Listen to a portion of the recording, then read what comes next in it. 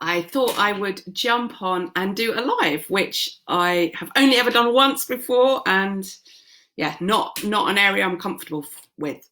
But I thought that I would do top tips. Can you see that from Ninja HR on how to use Zoom?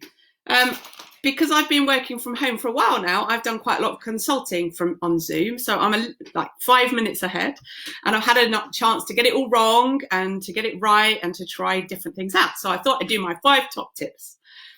First top tip. So log into call 10 minutes early, especially if you've never done it before, because it just gives you a chance to check that you've got your microphone working, check your video is live streaming, get a look around, maybe talk to the person, they'll let you in first, they can explain, you can ask questions.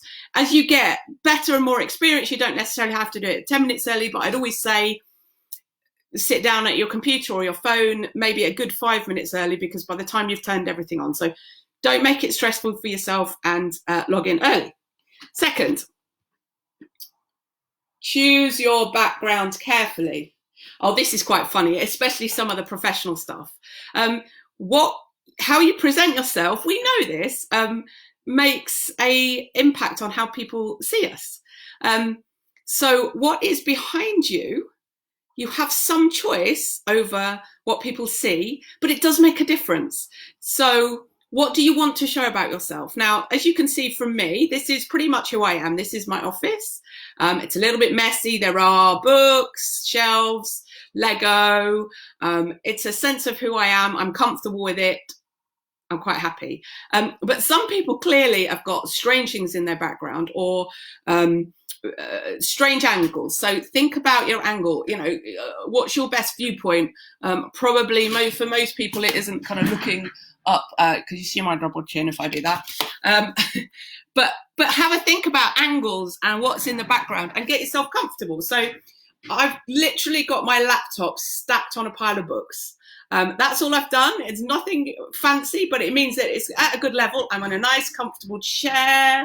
I can move around a bit. I'm at my desk so that I can access things, but I'm comfortable with what I show.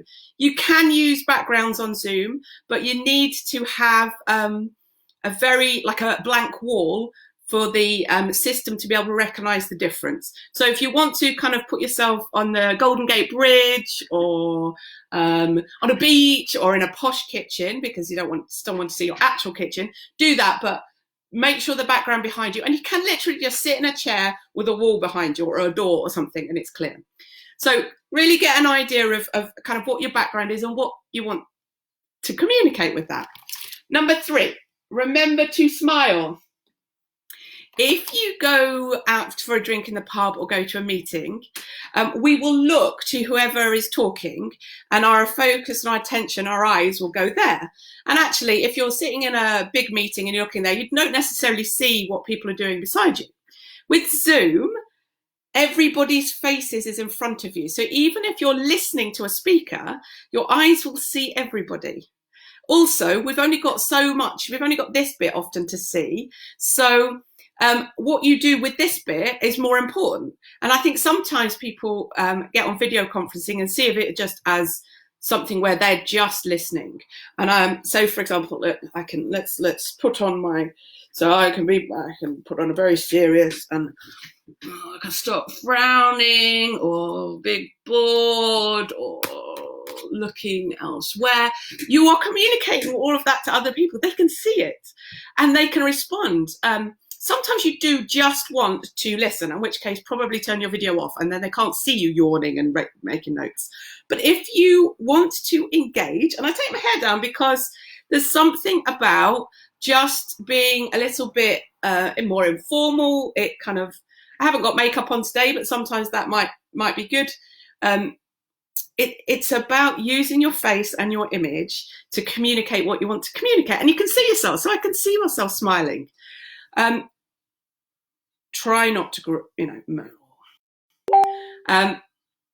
okay, so that's number 3. Remember to smile.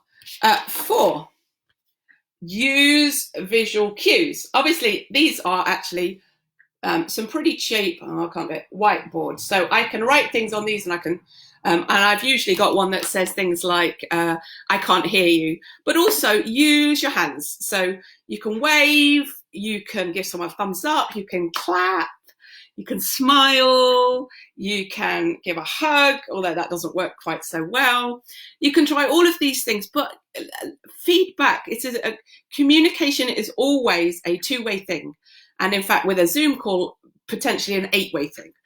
So use those visual cues to communicate, especially if you've been muted.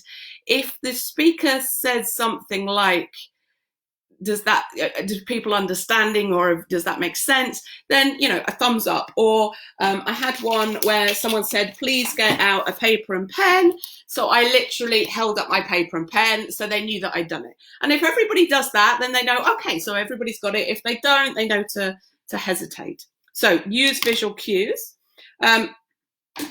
Can't find number 4 now. Oh no, that was number 4. Number 5, it's okay if it takes a few times, a few tries. It's new, it's different. We aren't used to this. Everybody's stumbling. That's fine. It doesn't matter if it takes you 10 times or 20 times. It's okay. And actually, I think sometimes being human, making mistakes, it kind of makes, even in a professional meeting, as long as you apologize and you're not racist or something, you'll be fine. So they are my top tips from Ninja HR on using Zoom. I hope that was useful, and if it's not, that's okay. But I feel good because I've done another live. So cool. Bye.